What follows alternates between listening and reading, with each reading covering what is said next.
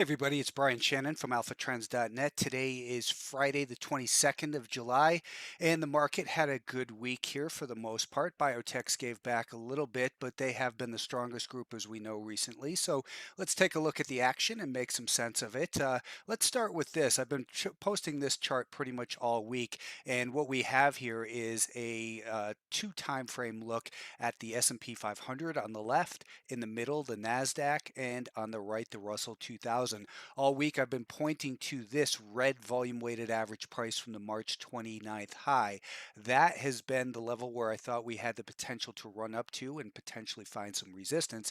And you can see that's exactly where the Russell 2000 came up to before selling off a little bit today. So the NASDAQ fell just short of it, and the S&P still short of it as well. And on the lower time frame, the 15-minute time frame, you can see we're still above the rising 5-day moving average in all of these markets. So that gives us a little bit of hope for next week that perhaps this market can continue to rebuild. We certainly have a lot of catalysts coming next week. We've got GDP, we've got a lot of earnings reports still coming out. In fact, a real large number of them. They're really going to start to increase the number of earnings reports per day. So be aware of the companies that you're holding and know what you're holding before the earnings might potentially blindside you. And then, of course, on Wednesday, we have the Federal Reserve. So looking at the S&P 500 on the daily time frame, we still have an overall primary downtrend. You can see that we have a declining 50-day moving average. It is advancing in some of the other markets, just barely, but we're also below the 20, the 30, and the 40-week moving averages, which are declining. Now, on one hand, you can say it's positive that we did get back above this little box here and hold above it. But with all of the catalysts coming next week, what's really going to matter most is that we're able to hold, somewhere along in this area, 388 to 390. I think that's going to be the key level next week for this market to hold. If we can't hold there, who knows? Maybe we've got another leg lower. I'm not convinced that this market is done going down. I see a lot of people calling for a bottom, but to me, this looks no different than some of the other large rallies that we've seen this year. The fact is, they all add up to lower highs and lower lows. So continue to exercise a lot of caution with this market. The Nasdaq, as noted, came just short of this volume weighted average price off the March 27th high. And if you've been following my work, I've been talking about that VWAP since early April. Now what we want to do, of course, is to put a volume weighted average price off of today's high, because today's high in all of these markets was at least the near term high. Maybe it won't be, but for now, we're stuck below today's volume weighted average price, and we're back to the SPY here. Over to the NASDAQ, we're also below today's VWAP, but holding above the 5-day moving average.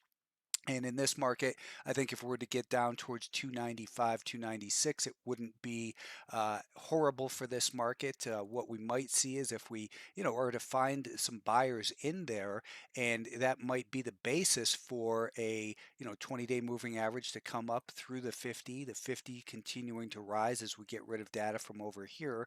We could maybe make a higher low in this area, that is sell off into this area, prior to the Federal Reserve, and then perhaps rally and then come all the way up towards this year to date. I'm sorry, that's not the year to date, but the volume weighted average price from the COVID low. So, if we're to see a pullback and then some strength, of course, the way we would want to see that develop would be on the shorter term time frame. So, for instance, the 15-minute time frame. Let's just sketch what that might look like. It might look like this on Monday, and then into Tuesday, and then Wednesday. Let's say we get a little bit of volatility around the Fed. This 5-day moving average starts to look like this, and then perhaps on late day Wednesday, early Thursday, it does this and starts to rebuild for a continued rally higher. That's certainly a possibility. It's not a call. It's just the way it would make sense for that to happen. If instead we came down and got trapped below this level, then perhaps we rally up, find resistance at that 5-day moving average, and then see the next leg lower. So either thing, either scenario is possible. What's most likely? It's really difficult to say. I think, though, that you have to give the benefit of the doubt to the longer term trend, which is still lower here. So I'm extremely cautious still going into next week. There have been some great trades this week, and most of them have been stopped out. We traded Starbucks stocks. Nice trade in from here. Got the bulk of this move. BAH still in a little bit of that one. IMXI still in some of that one. PFGC was stopped out today. So there are some good moves out there, but they're becoming more difficult to, at the end of the day today, I was looking for some trade ideas for next week, and it's really slim pickings from what I've seen so far. And that's something I update for subscribers to Alpha Trends every single day of the week. And by the way, if you're following on YouTube, please give it a like and subscribe to the channel. I always forget to mention that, but appreciate if you do that. It helps the rankings go up, I'm told, in YouTube if it's liked more often. So the Russell 2000, as noted, the March 27th, 29th volume weighted average price, we came up almost perfectly to it today. Just looking at this daily time frame, we had this prior band of resistance, which is where we find the 50-day moving average. That resistance has the potential to become support. Doesn't mean it will, but it has the potential to become support. What we want to do is, of course, see that it does hold as support. And I'm not going to draw that same scenario in that I did for the NASDAQ, but we could see something similar to this scenario that I drew in for the NASDAQ occur with the Russell 2000. So going back to the Russell, coming down towards this maybe 175 and a half, 176 level, rebuilding, and then perhaps making a push for the volume weighted average price from the COVID low. That's of course that orange volume weighted average price. It had been prior support, then a battleground turned resistance. Perhaps it's resistance again if it gets up towards that level. Semiconductors made it up to their volume weighted average price from the March 29th high as well, and they began to back off here a little bit. They got pretty extended here this week. They were just at 190, rallied up to 230 and change. So big rally in there, 10% or so. But right now we've got this market a little bit extended and perhaps due for a similar type of pullback that maybe it comes down like this over the next few days. That 5-day moving average would then kind of start to flatten out over here, middle of next week, and then perhaps another push higher, or we could see outright failure. The path of least resistance on the weekly time frame remains lower, so high level of caution should continue to be exercised. The biotechs are still having trouble with that year-to-date volume weighted average price. On a positive note, they're still holding above this prior band of resistance.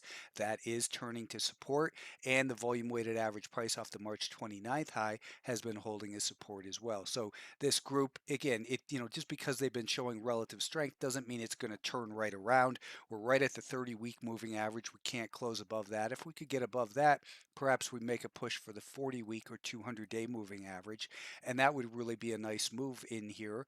And then, who knows, pull back, create a right shoulder. That's not to get too far ahead of ourselves in there, but those are certainly possibilities. I'm more of the uh, uh, camp that if they don't scare you out, they'll wear you out.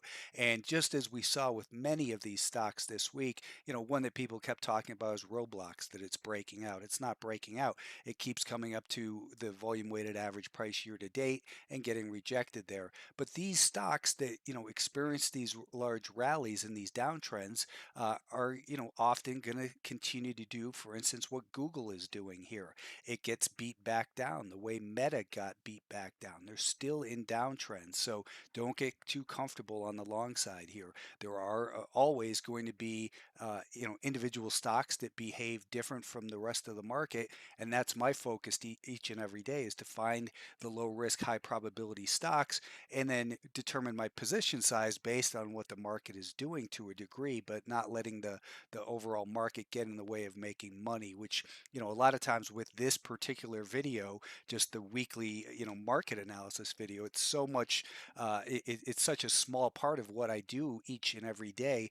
My focus is really on the individual stocks, but of course it's easier when we have a healthier market backdrop to make money on the long side. And even in the short side right now, because of these rallies, it's kind of ruined the short setups for now, at least, for the financials, nice rally here. We're going to want to keep an eye on the volume weighted average price from that prior high, the high this month and the low this month. That's what those red and green ones are in all of these markets. That's from the high this month and the low this month. The day that it made the high earlier this month, that is, the prior high and that low. So, anyways, back to the financial stocks. They were a little extended here. Perhaps they come back down and find some buyers in here and start to build a base as well. But again, the path of least resistance overall is lower. There's just not a lot to be excited about. Energy names are still trying to build a little bit of a base in here.